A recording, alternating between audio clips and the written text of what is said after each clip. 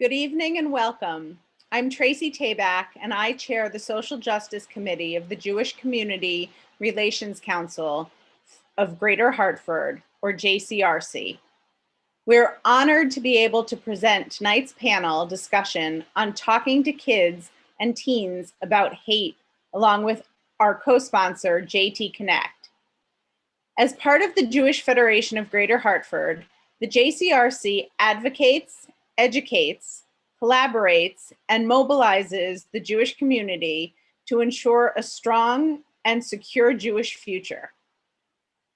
Alliance building is a critical part of our work, especially these days, when anti-Semitism, racism, and many other forms of bigotry are on the rise. There's a famous story in the Talmud that applies to our topic tonight. A prospective convert came to Rabbi Hillel and said, "Rabbi, teach me the whole Torah while I stand on one foot." Rabbi Hillel replied, "That which is despicable to you, do not do to your fellow. This is the whole Torah, and the rest is commentary. Go and learn." How can we put this idea into action with kids and teens at home and in the classroom? Tonight, our moderator and three panelists, who are also parents, will share their personal and professional insights from diverse corners of our community. We're grateful to them for joining us and to you for taking time to learn with us. Now, I'd like to turn the program over to our moderator, Rebecca Lewis. Good evening. My name is Rebecca Lewis, and I am an 8th grade history teacher at King Philip Middle School in West Hartford, and work closely with the Office of Equity. Tonight is about talking to your kids and teens about hate. In a world where we see hate all around us, it is hard to know what to do or what to say, especially when it comes to kids and teens. The goal of tonight is to start a conversation about how to address these challenging topics with your children. As Elie Wiesel said, "Indifference to me is the epitome of evil. The opposite of love is not hate, it's indifference. The opposite of art is not ugliness, it's indifference. The opposite of faith is not heresy, it's indifference. And the opposite of life is not death, it's indifference." In the essence of tikkun olam, repairing the world, it is our responsibility to take action and not be indifferent. The first step is creating a brave space for you, your family, or your classroom. A brave space is where we amplify voices that usually are unheard or underrepresented. It is a space where we recognize that we all start somewhere, but we have the responsibility to continue to grow. We do not expect perfection because it will be a space that we create together to learn and grow. Some key ideas of brave spaces include controversy with civility, owning intentions and impacts, challenge by choice, respect, and no attacks. To help us learn how to engage in these crucial conversations, we have three panelists with us tonight. We will also leave time at the end for you to submit questions via the question and answer feature. I'm going to ask each of the three panelists to introduce themselves and tell us how they create a brave space with their families and in their respective communities. Nayanu, please start us off. Good evening, everyone. I'm Nayanu Stevens. Thank you so much for having me here tonight. I'm very delighted to be a part of this panel.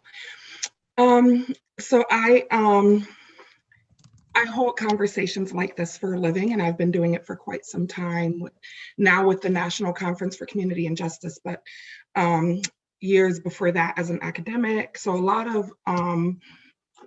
of familiarity with these topics, and I have three really great children who know they can talk to me about anything, right? And part of the ways that I create a brave space here in the house are by making sure that I meet my children with understanding and withholding judgment, making sure that I'm entering from a place of love and from a place of fostering their curiosity and their desire to do what's right. So all of those things are things that I always bring into conversations with them, no matter what we're talking about, or no matter how weird and icky I feel inside about the topic that they're bringing to me, I make sure that I try to bring that to the table. So really excited to talk with you all tonight about how to do that in your own homes. Thank you, Nayanu. Jocelyn, go ahead. Nope. Jocelyn, you're muted. There we go. Sorry. I clicked it twice. My name is Jocelyn Tamburello Noble, and I'm a World Language Supervisor for West Hartford Public Schools. I work really closely as well with the Office of Equity Advancement in our district. And I created Brave Space. So at home, I have a 12 and a 14-year-old. And we talk about the importance of inclusivity and that we provide equity and access through our actions, through learning a history that we may not have been taught in school, and really the importance of learning more and being curious about others. When things come up in the news, we really look to learn and we look to connect. So in our home, especially, we do that. In my work, I've been doing equity work for 18 years and across 3 different districts. It's about understanding what each community needs and being able to support and provide. So all of the people who need a seat at the table are present there. As we've seen, especially recently, it's so important to hear from voices that we have not heard. So we create brave spaces through inviting everyone and also acknowledging that maybe we need to reach out to people who are not there and who are not present in the conversation. Thank you, Jocelyn. That's such a great point. Eric, go ahead. Awesome. Hello, everyone. I'm really happy to be here for tonight. My name is Eric Maurer. I'm the Executive Director of JT Connect, which is the Greater Hartford's teen community learning program. And through this program, we really try and connect teens to experiences to explore, deepen, and celebrate their Jewish identity. This question about brave spaces is really interesting to me because I'll be completely honest with you, prior to the panel tonight, I wasn't so familiar with the term. And I learned that creating brave spaces was actually something we were already doing at JT Connect, but I didn't necessarily have the vocabulary to use to describe it. So after kind of thinking a little bit about brave spaces and my experience working with teens, I'm reminded of a story about Rabbi Yochanan and Rachel Kish, 2 of the greatest Talmudic rabbis who ever lived. One day while learning together in the study hall, they had a dispute. And in the heat of the argument, Rabbi Yochanan said words that really hurt Rachel Kish. Their friendship was fractured, and the story actually goes that Rachel Kish passed away from that interaction. Rabbi Yochanan also was very upset, and he really missed his friend, his study partner, and he began learning with someone new. And this new guy was a yes guy. He agreed with every argument that Rabbi Yochanan made, and he never pushed back. And Rabbi Yochanan grew angry and explained, "You think you can replace Rachel Kish? When I said something to him, he did not tell me you are right. He would ask me 24 questions, and I would give him 24 answers. And through a result, the entire subject became clear." I think this story really illustrates kind of the distinction between safe space, which avoids controversy or contradiction, and a brave space to have difficult conversations. And that's something we try and do at JT Connect with our teams.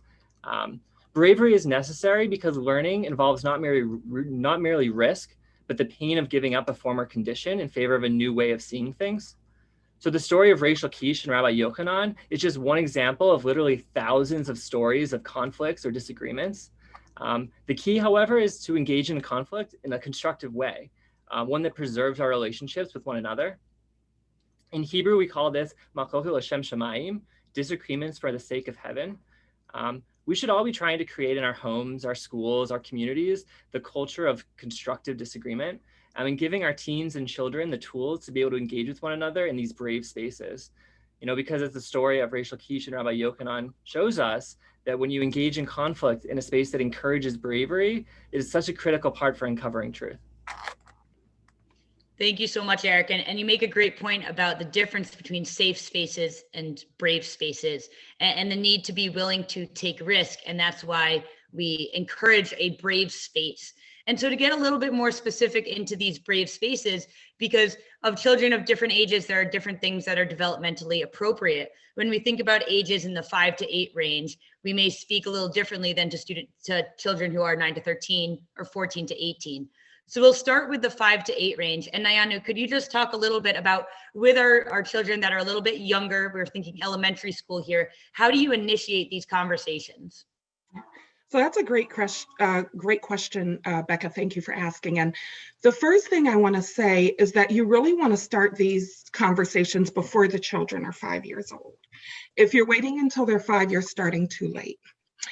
The reason I say this is because no matter what kind of an environment you're fostering at home, your kids are going out and they're interacting with other humans, they're watching television, they're being exposed to media of all sorts, right? Books, maybe video games, just all different kinds of things that they're being exposed to for a long time. And if you're not actively pushing back against some of those messages that they're absorbing, then they're going to think that you agree with all of the messages they're absorbing. And those are a lot of messages. So you really do want to start these conversations earlier. The number one trick that I have for this with the small children is to really keep it at their level, right? So you want to, yes, answer their questions, but even to kind of cut off questions, you want to be laying a space where you're addressing things. So for example, how do I talk to my kids? I started talking to my boys. I have 2 beautiful boys, and to my beautiful, beautiful daughter about consent before it was appropriate to tell them what consent was, right? And how did I do that? If they, if they would hit someone or touch someone in a way that was inappropriate, even if they were just being too much in my space or whatever, I would give them very simple rules like, if someone says no about their own body, you have to listen. And if it's not fun for both people, it's not fun. So that I'm talking about consent, but not talking about it in a way that's inappropriate for their age level. Another thing that I did was, to think specifically about hate and what hate looks like. If my kids pointed out someone's difference to me, a lot of times kids, so we know that kids notice difference and have fully internalized, they notice difference when they're infant. Let's start there. They have fully internalized ideas about what difference means by the time they're 3 years old. So if you're not talking to your children about racism, if you're not talking to your children about sizeism, if you're not talking to your children about ableism or any of these other forms of hatred that can come up, then they're still hearing these messages and they're thinking that's how the world works. So if my children, when they were very small, would point out someone's difference to me, as kids do, because they're great noticers and they like to talk about it, I took that as them really asking me a question, right? So if they say, "Mommy, that woman is really fat," then what they're saying is, "Wow, her body's different. And I've heard things about different bodies. So what does that mean, Mom?" Right? So in that moment, for me as a parent with very small children, I normalize the difference, right? So yes, you're right, that woman is fat. Isn't that great? Like, people have different bodies. What does your body look like? You're skinny. Look at mommy's body. Mommy's fat, right? So we start to like make it normal to notice that people are different, make it normal to accept and celebrate that people are different. And that's one of the best things you can do for young children about how to have these conversations. And the other thing, final thing, and then I'll shut them out.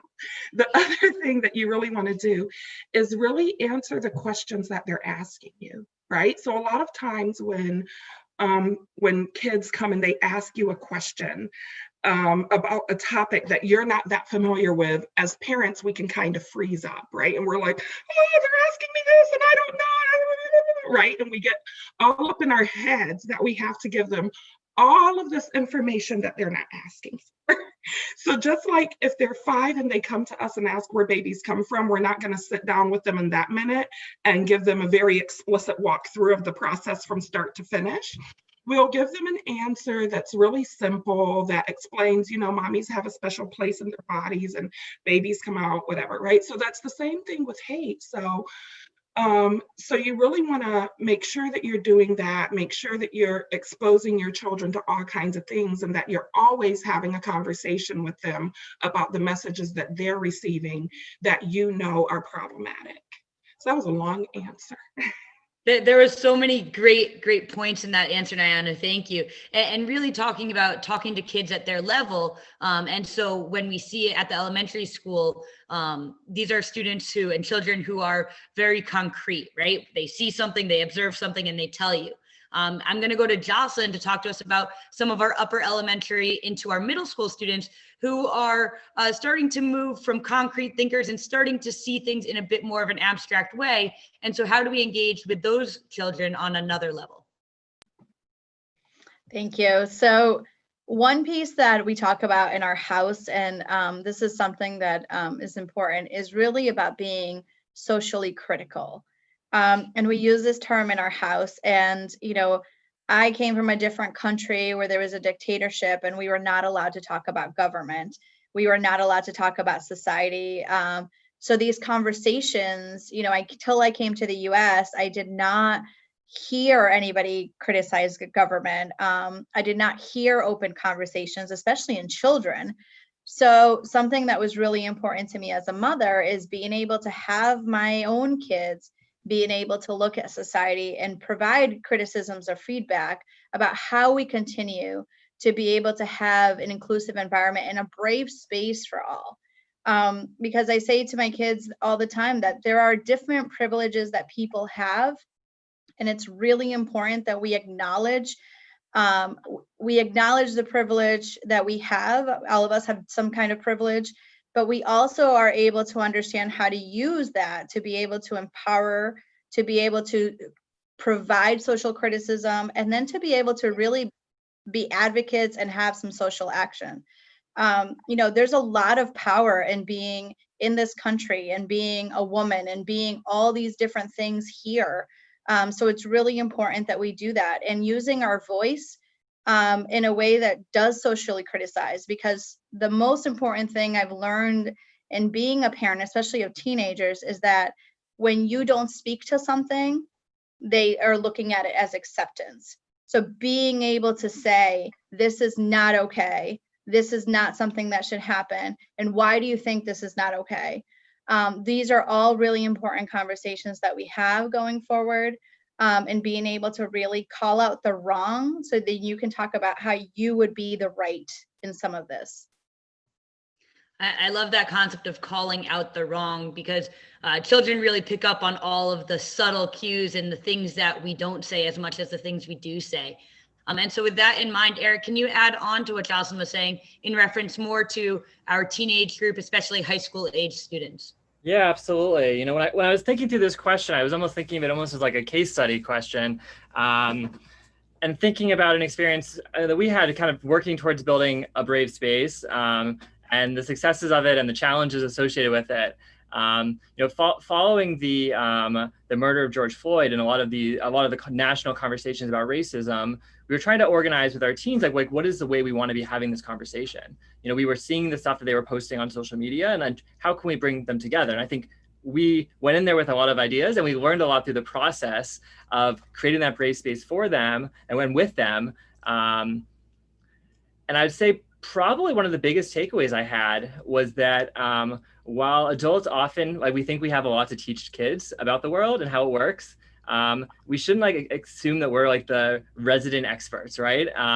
In many cases, the young people, they're not only opposed to racism, but they've embraced this work so actively. And in many ways, they're more adept at recognizing and challenging bigotry than we are.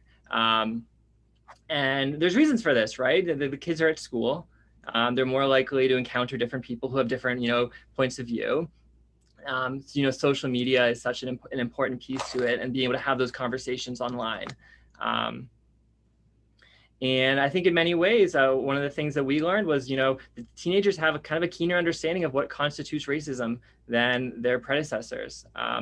And I think the biggest takeaway from that, right, is the ability for parents and educators and adult figures in lives is to really be able to listen, right, and be able to and to be able to hear what our teens are saying. Eric, I'm going to come right back to follow up on that point of how much there is a lot of knowledge within our teens and all of our children, and so much of that is they're questioning, right? Our children are questioning what is happening around them. And so what strategies do you use with high school kids and even with your own kids who are much younger in terms of how we answer our children and our students' difficult questions about current events and everything else that's going on around us? Yeah, it's a great question. I'm going to go back to, like, I think one of the most difficult conversations or series of conversations I had to have with our teens, which was right after the mass shooting at the Tree of Life Synagogue in Pittsburgh. It was like an unprecedented escalation in anti-Semitic acts that not only challenged me personally, but challenged, I think, the national American Jewish community. And JTK educators were kind of on the forefront of like figuring out how we were going to process this with our teens. And a couple lessons I think really stood out that would be, I think, helpful for parents and for other educators. The first is, and I already said this, but it's so important to listen. You know, simply being willing to be present is an act of support. You don't have to give advice. Just listen to fears, listen to tears, and I think importantly also is listen to that kid who says that they don't care. Second, you know, don't hide your pain, but it's also like, don't make your pain their pain. It's okay for, you know, your teens to know you're upset. However, don't look to them to comfort you or to be in the same place emotionally. Instead, find other adults who can support you. And when you're with your teens, be there for what they need. This may mean that when you want to cry, talk, or pray, they actually want to share Instagram posts or decompress, and that's totally okay. Third, you know, be there. Be sure your kids know that your door is open, and I don't just mean by telling them that, but by actually being there. You have a calming presence that's an important part of their lives, even if they don't always act like it's true. And lastly, you know, be ready when they want to take action, right? You may find that your teens are ready to march and take action, and perhaps even sooner than you are. They want to like make their voices heard. And they may be ready to lead, or they may want you to help give them direction on how to take action, you know, in their community. And I think Pittsburgh is really just one example of a current event that came up. But you might be asking yourself, like, how do I have these conversations with your teen or your child about very specific current events? And I actually want to share, I'll share it in the chat for everyone, I think a phenomenal resource that the ADL put out, where they're really trying to encourage table conversations with different current events topics. And they have it broken up by age. So it's actually, you can really look to find a resource that might be interesting to bring to your own table. Thank you so much. And that resource from the ADL is a great way to start the conversation at home, over dinner with your family, and continue to create that brave space. And really what you were saying there, Eric, is that we don't need all the answers, right? We don't need to have all the answers. We don't need to be the expert in the field. We can learn along with our children, along with our students, and they just need us to be there and feel that love that I know Nayana was talking about at the very beginning. I do just want to remind everyone that you do have the opportunity to ask questions in the question and answer feature at the bottom of your screen. So please feel free to add questions throughout the presentation or throughout the panel, and we'll get to as many as we can. Nayana, I'm going to ask you this next question here. When thinking about there's so much discrimination and hate in this world, and so how do we reassure our kids and teens who have experienced discrimination? Yeah. So I think I love that I get to answer this question, because this is something that's close to my heart, because I was that kid who often was in a place where I didn't fit in and who got picked on for various identities, right? So this really lives deep in my heart, this particular question. So I want to start by saying something that that Eric, calling back to something that Eric talked about, which was, how kids are ready to take on these issues and they're ready to deal with it. And that is true for kids, especially who are the targets of discrimination, right? And kids have this innate sense of what's just and what's fair. So,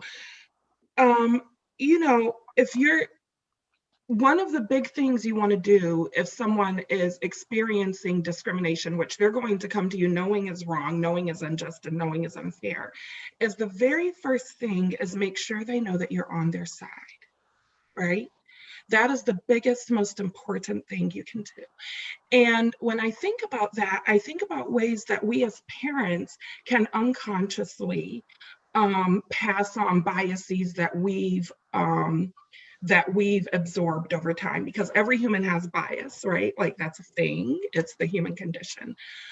But one of the things you can do to support your children is really challenge and push back against the things that you've learned that have to do with identity and that have to do with the way our society is set up. So the reason I'm saying this, I think about one of the things that helped me to deal with racism as a kid, right? Because Black kids learn how to deal with racism at a very young age in this country. One of the things that helped me through that was that my parents and other adults in my family and in my community, period, the other Black adults in my community, had this ongoing conversation all the time about what made us amazing as Black people, about the fact that it's not that the discrimination we're experiencing is not our faults, right? Like, this is a problem with society. America needs to get its life together. This isn't about you, baby, right? So just all of these conversations about the greatness that Black people have achieved in spite of what this society has put us through and things like that. So those help me to develop resilience against racist attacks, right? So that's the first thing. Now, conversely, I also was a super skinny kid when I was little, but once I hit puberty, I really got a lot bigger, and I was bigger than a lot of the other kids. So as a fat child, when I got picked on because of my weight, I would come home and I would talk to my mom about it, or any other adults in my home, and they were supporting me in the best way they knew how. I want to start there, right? But the best way they knew how to support me through being a victim of sizes discrimination was to tell me to change who I was, right?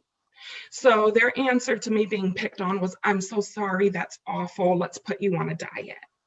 Okay? So that's not a helpful response. A more helpful response is just, "I'm sorry, that's terrible, these people are wrong, and this is why." Now, the adults in my life at that time didn't have the language to talk back to the sizes discrimination that fat people are victims of here in the US.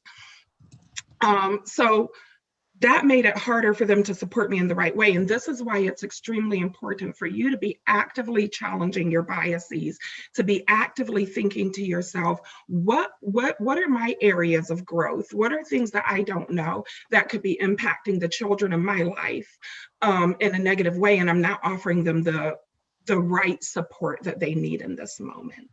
So that's what you really want to do. That's one of the most effective techniques. Find out where are your biases, and then take classes, do things so that you can learn to grow in these areas and become a better facilitator of conversation around this. But expose, one of the things that worked for me in the past too, expose the children to books and media, art, all of these things about people with their identity being celebrated. Because there's a way that in this country, we tell the stories of target groups in a way that's very, very sad, right? Like growing up again as a Black kid, I heard a lot about, oh, slavery, it was so awful, look at what happened. And that's true. And in spite of that, look at everything that Black people contributed to this society. So you really want to teach them stories of their historical resilience, right? Like, in what ways have people with this identity managed to overcome this and really just excel in spite of the barriers? And then the final thing I'll say about this is that you want to make it very okay for them to have whatever feelings they are having, okay? So if they get picked on, if someone says something racist or, religionist or whatever it is to them, and they come home and they share this story with you, or they come to the classroom and share it, whatever the situation is, give them space to feel those feelings, and Don't try to kind of hurry them through it by too much, like it's okay, all of that. No, that's going to make them feel like they can't work through the feelings. So give them space to work through those feelings and to really feel that unfairness, to really feel whatever it is. And then once they've worked through that, you can support them through the resilience piece. But cutting themselves off from the emotion is going to cut them off from being able to rebound from it. So I think that's such an important point, Diana, as we really focus in on social emotional learning that goes hand in hand with our social justice work of recognizing the need to feel our feelings. And it's okay to sit in that feeling. And we hope that every child has a trusted adult that they can come to. And we always hope that this is the case. We also recognize that much of what is happening, the comments, the things that are said or done, often happen away from the adults. And so, Jocelyn, this question is for you. How do we get our kids and our teens to respond to incidents of discrimination when they happen, so that we can have our children who are facing discrimination can feel that they have allies and co-conspirators?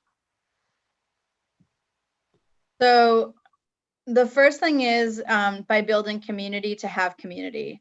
So what I mean by that is that we have to learn how to create a space where people feel welcome and inclusive and being able to have their voice heard. And through that, what we do is we continue to build community. So then we, as people and individuals, build relationships. That's when we see co-conspirators in this work. Honoring and listen and guiding to understanding, so that others understand that my life and my path may be very different from somebody else's, and that that even appearances can be different. There are things that are seen and there are a lot of things that are unseen in all of this as well. So being able to guide the conversations to create allies, and also to see what they know. Eric's point earlier about this is our kids and my kids at home, they understand what it means to be anti-racist or the path to becoming anti-racist, way more than I did at that age. And to be able to understand it and call it out and speak to it, or biases, or, gender biases, ethnicity biases, religious biases, they understand what it means. And so being able to guide conversations with them, but then being able to say, what are some tools that we can use? Like, we don't use tools with teenagers. The TikTok word, we use, we say, like, what can you do? Like, what should you do? What can you do? What have you done? Because there are many cases where our teenagers or, students have themselves been bigger co-conspirators or bigger allies than the adults in the room. And I think acknowledging that for them and helping them to continue encouraging them to be a voice of reason in an unjust world is how we do that. Absolutely. And I think another piece, as you're saying, is if we're going to have if we're going to have our students and our children address these pieces, we also need to model that. And so my next question is about how do we address when kids, teens, students, or their friends say something inappropriate about another culture? Because one of the ways that our kids learn, as we've said before, is by how we model. Eric, can you answer that question? Yeah, I'd love to. If you witness your kid engaging in biased thinking or hate speech, whether it's online or in life, I think it's really important that we speak up. In many ways, teens are trying to develop their own values, but they often fail to see things in their full complexity. I think stereotypes are often oversimplifications. So if your child is buying into them, I think it's your job as a parent to help him complicate his thinking, right? To see the nuances that he's not yet, really able to appreciate. And I understand this is easier said than done. I think you want to, keep these conversations open. Leave a lot of room to hear what they believe. Again, listen, it's very important. But make it very clear that you don't condone bias or stereotypes. You can say things like, I don't think that way, and I don't think what you're saying is respectful, or I used to think that way, but then I read X, or I learned Y. And even if your child doesn't like seem to hear what you're saying, like they are internalizing it on some level. Absolutely. And I think that internalization and the recognition of biases, every single one of us have biases. And both Eric and Nyanu have mentioned this. And so how do we recognize when our own words and our own biases are impacting our kids and teens, and how can we address that? And Jocelyn, I'll go to you, and I know you want to add something as well onto Eric's point. Yeah, so earlier you talked about like social emotional skills and modeling those as well. So when we talk about that, you know, modeling self-awareness and modeling the relationship building and social relationships and those pieces that are so tied to our social emotional learning, you know, calling them out. Like I have said, like, you know, it was wrong for mommy to say that. Here's why it's wrong. And being able to do that for your kids to listen and say, you know, that this is something that's not, you know, that I'm calling out because I want you guys to know that this is important and not something that should have happened or should have said. So when you continue to talk about biases or you're continuing to talk about discrimination or racism, I think the point that everybody has biases is important, but I also think that when you're wrong as an adult, the kids watch, and calling them out specifically and modeling your own self-awareness is a really good skill for kids to see. Absolutely. And I think that's one thing that's so important. And how can we do a better job to help? What can we do to recognize our own bias? Because this self-awareness is a skill. Nyanu, I know that this is much of what you work with adults on. I've done many trainings with you. So how can we recognize our own biases? So that's a great question.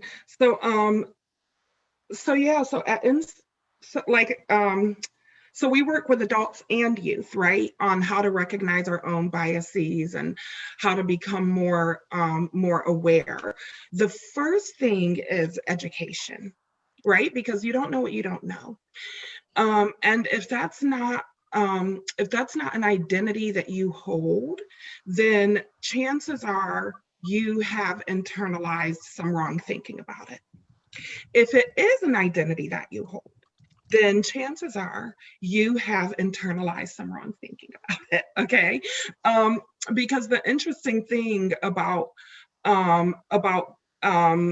bias is that the messages are so subtle that they can even get you to become complicit in your own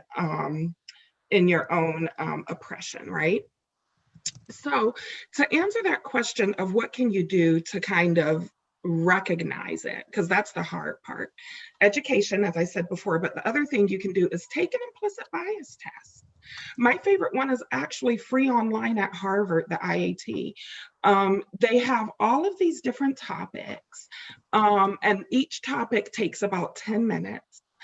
And once you go and you read them and you take these tests, make sure it's quiet, make sure no one's going to bother you because the tests get intense.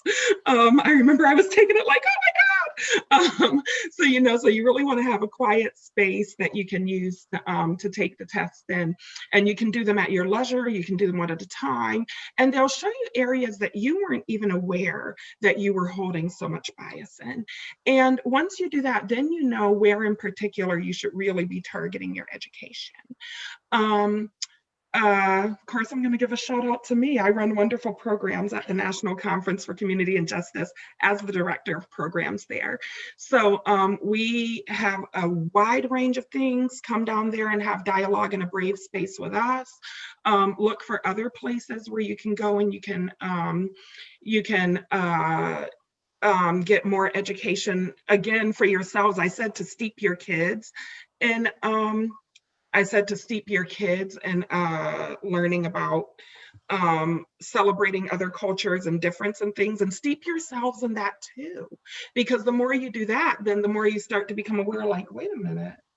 And then you just want to kind of slow your brain down, and once you know what your biases are, and then you realize something is coming up, you stop yourself and you say, why am I thinking that? And then the slow mind is the conscious mind, and you slow down and you can give yourself time to process and think through something that's not so biased. Absolutely. And I think that moment of pause is so important because we have tons and tons of thoughts, and it's about the thoughts that we're acting upon. And so can we pause and recognize our biased thoughts? And Diana, you bring up a great point about bringing our kids into the conversation with us, bringing them to certain events and showing them different pieces. And so what about if your child is reluctant, right? What if they don't want to have these discussions about the topic or feel that they just don't want to be a part of it, whether they're nervous or afraid? So how do we engage our children that are reluctant to have these crucial conversations? Jocelyn, what do you do?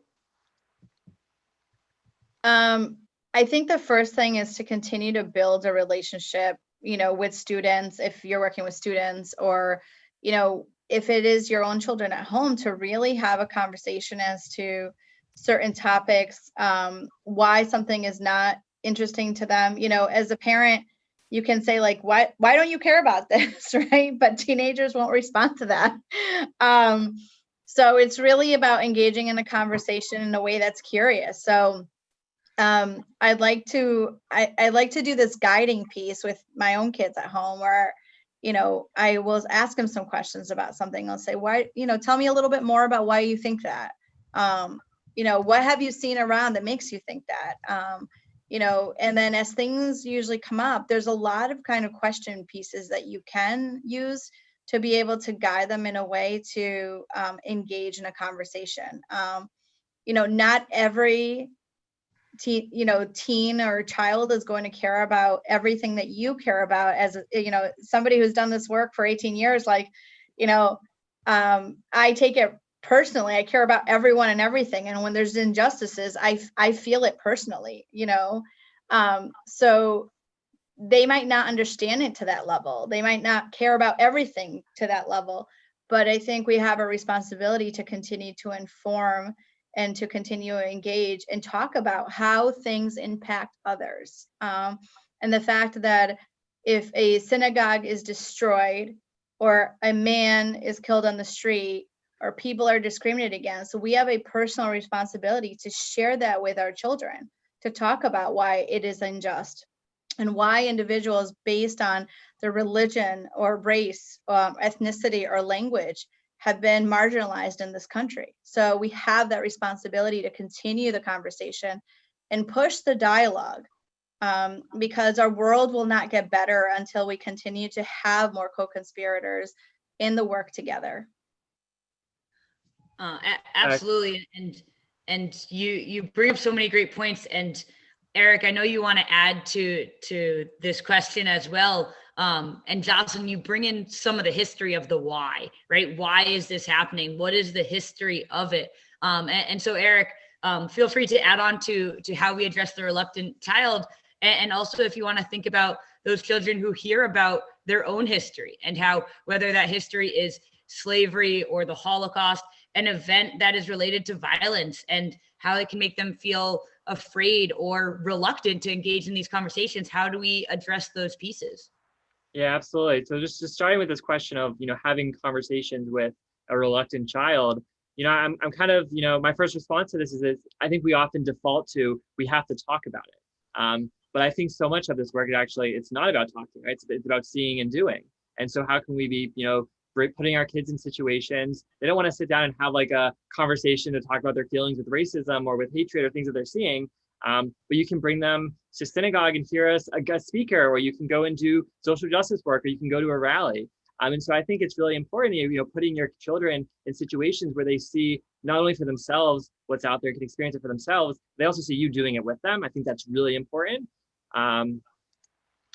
And also, I'm just going to add, I think we often have this, default that we talk about things as they arise, right? So, we talk about racism when there's a racist act, right? And it almost seems forced, but, going back, I think to a question that we asked earlier about how do you have these table conversations? How are you talking about these things before they're problems? How do you just build it into the normal relationship that you are, that you're building with your children? You asked a question about historical events, how do we, respond to our kids who they learn about historical events, they learn about acts of violence, whether it's slavery, whether it's the Holocaust. I actually found this question to be, I think, a little bit appropriate because today, I don't know if everyone's aware, but today is November 10th. Everyone knows that. But today is Kristallnacht, the night of broken glass, where we remember the night when the Holocaust really shifted from like anti-Semitic rhetoric to wide-scale violence against the Jews. And so actually last night I was huddled around a memorial candle outside with a bunch of JT Connect teams, grappling with this memory. And we focus on these moments, not just to scare our children, but they have really powerful lessons to share and we have a lot to learn from. And I know there was a question in the chat from Alan Berkowitz. Alan Berkowitz is a phenomenal Holocaust educator in our community. And asking this question about education. How do we educate? And there's a lot to learn from the Holocaust. Alan does great work. There's another organization in town called Voices of Hope doing phenomenal work that really understands that learning about the past is so important for the future. And I think some of the enduring lessons of the Holocaust is that the genocide succeeded because of hate. This teaching of contempt, the demonizing of the other, this is where it starts. The Holocaust did not begin in gas chambers, it started with words. And our children can learn the consequences of silence, that indifference and inaction always means coming down on the side of the victimizer. And it's really our responsibility as people, as human beings, as Jews, it's our responsibility to give voice to the voiceless as we seek to empower the powerless. And I think that the lesson from our history, whether it's the Holocaust or other lessons, can really empower us and our children. Absolutely. And Eric, you bring up such a great point about how where hate starts, right? The Holocaust was a genocide, and the ADL has this great resource called the Pyramid of Hate, right? Where genocide is at the top. But when we really think about where it all starts, it starts with attitudes. It starts with language that then continues to develop into more specific discrimination and eventually government laws. And that's where we eventually see genocide. Nayano, I know you wanted to add something here. Yeah, I think I love the Pyramid of Hate, by the way, Becca, as you probably also know. Yeah, so I really think that one of the biggest and most important things you can do for this too is work on empathy building, right? So in the US, empathy building is not something that's like necessarily a part of our education, a part of our curriculum, but it's one of the most important tools that we have for dismantling hate. If we can see ourselves, if we can understand how other people are struggling and how other people are hurting, and if we can have tender feelings about that, then we want to make a difference about it, right? So I know with my kids, I have a bunch of mantras that I use, right? I kind of hate to say they're rules, but more mantras that I use to kind of help them to start seeing that kind of empathy piece. And like one of the things that I say to them from the time they're very small, when they're dealing with other young children around them is, if someone is smaller than us and weaker than us, we have to help them. Right? And as they get older, then I take that concept and I connect it to social power. Like my big boy is a real leader. He's 13, really fabulous, not biased at all about my kids. So my big boy is a real leader in his peer communities and his school community. And I'm always telling him, you have to use your powers for good, right? Like you can't use your popularity, you can't use your social power to make life miserable for other people. So, just that teaching them and using stories, that's a really good piece too, which Eric has been really lovely at doing this evening. Using stories to really illustrate how other people might have feelings or experiences that are different than yours and how important it is to be aware of those and to respect it. Thank you so much. And there's so much knowledge from the three panelists here. I do want to get to some of the questions that are coming in. I know we've hit a few of them.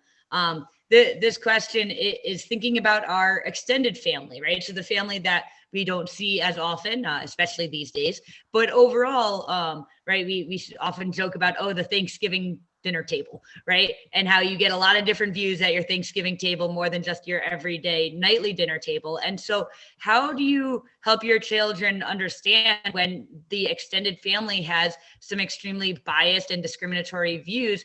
what can you do to address these concepts? Jocelyn, can you try tackling this question? Sure. So something that we talk about in my family is that your opinion cannot hinder somebody else's existence, that nobody has a right to do that.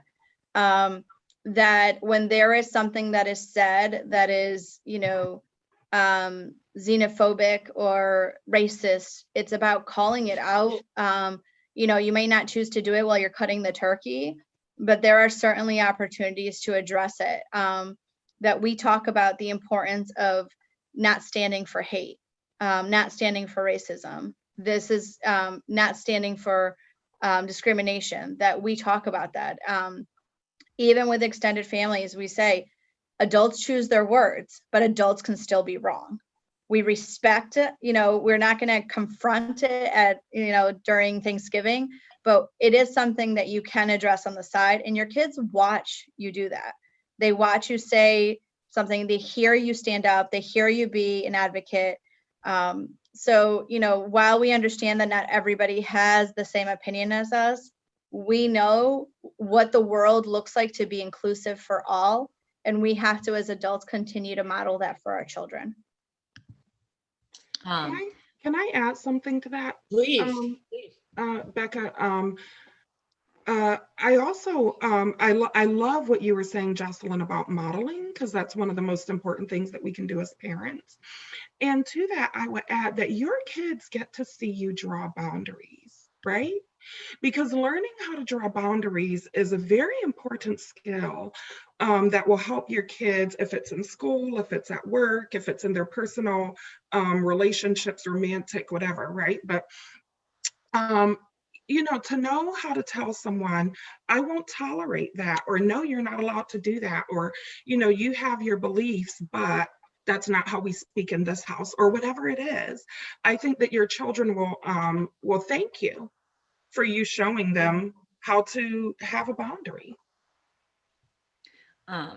Absolutely. And I think to that piece, right, it's accepting that self-acceptance of this is who I am and this is my identity.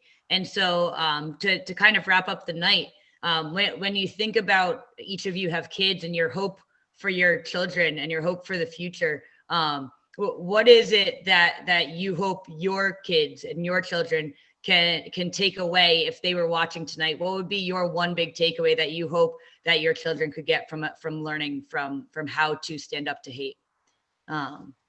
Eric, would you like to start? Sure, I'll start. And I haven't spoken about my son yet, or my sons yet. I have not teenage sons. I have a toddler and an infant named Amikai and Matan. And I think that the biggest thing that I would want them to get is that, if they are in an opportunity to stand up, if they have the power, if they have the ability, that they are a voice for the voiceless, that they are in a situation where they think beyond just themselves, and they're really able to put themselves, be an upstander, right? Be somebody who stands up for what's just and what's right. I think so much of our Jewish tradition teaches us about the importance of taking care of the stranger, right? It's that what's repeated the most in the Torah. And I think that's what I would want my sons to one day do, is to be able to recognize who those strangers are and be able to stand up for them, because we too were strangers. Thank you. Jocelyn. One of my favorite quotes is really become the change you want to see in the world. And, modeling that. And as people have mentioned before, just, you condition people how to treat you, and really being able to stand up and be an advocate for yourself, but then also being a co-conspirator and an ally for others. That we continue to live in a world that, as unjust as it is growing the army of co-conspirators. So continuing to make sure that we start blinking the people and the resources that we have to make a better and just world for everybody. Thank you. And in perfect timing, one of Nayanu's sons comes into the picture. Nayanu. Hi, everyone. You can wave, say hello. This is my babyest baby, everyone. And since he is here, what I want him to know tonight is that you always do the right thing, even when it doesn't feel good, okay? So if you see someone picking on somebody or making fun of somebody or doing things that are not nice, you always speak up to them and you say, that's not nice, stop it, okay? And if you need a grown-up, get a grown-up. And always tell mommy if someone does that. Okay. Look what time it is. Okay, it is time for your bedtime story. Go put on your pajamas. Thank you, Nyanu. Thank you, Eric, Jocelyn, Nyanu. Each of you inspire me so much. Inspire me to continue to work, to continue to be a co-conspirator, and to stand up. And thank you, everyone, for being here tonight. By being here, you are taking steps as well to continue to put out the hate in this world. Thank you for your participation and your excellent questions. And special thanks again, once again, to Nyanu, Jocelyn, and Eric for sharing your expertise, both as parents and educators. We are also grateful to JT Connect for co-sponsoring this program. The need for these discussions is unfortunately not going away overnight. We are honored to serve as a resource for you as you have crucial conversations about hate with the young people in your lives. Please feel free to contact Alana Butler at JCRC or Eric Maurer, who you heard from tonight, at JT Connect with any additional questions you may have. Thank you again and have a great night.